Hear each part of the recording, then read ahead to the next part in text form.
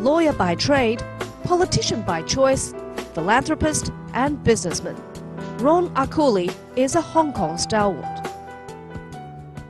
Still, it was not easy when the global financial crisis hit Hong Kong. There was a celebration dinner at the Peninsula Hotel with one of our overseas intended IPO companies. That was the night that Russia crashed.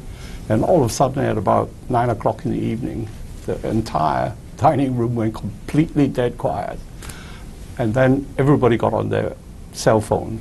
And it was then that I found out that it actually, hit Russia in a big way, because the week before that we had a lot of news coming out of the US.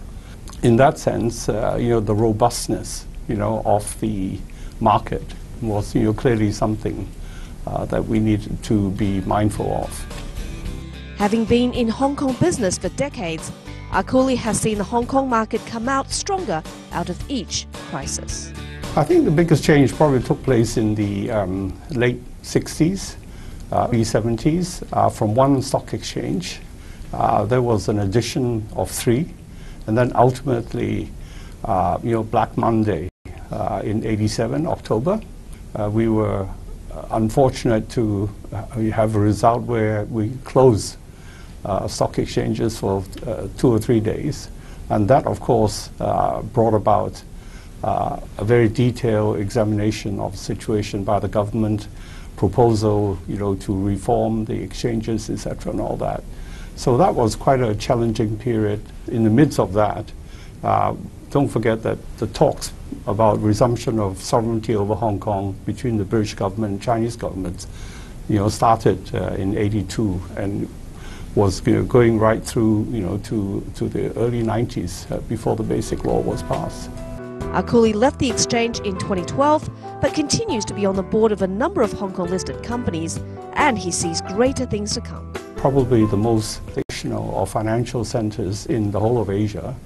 As we all know, Japan is a large market as well, but it's largely domestic. And I think as far as Singapore is concerned, we probably, are really a tale of 2 cities, in the sense that they have their own support within the ASEAN group of countries, and we, of course, are fortunate enough to be part of China, are able to work very closely with Shanghai, Shenzhen, and Hong Kong Exchange now in the portfolio includes London Metal Exchange. We've got to keep to make sure that we remain competitive, to keep, if not increase, our market share.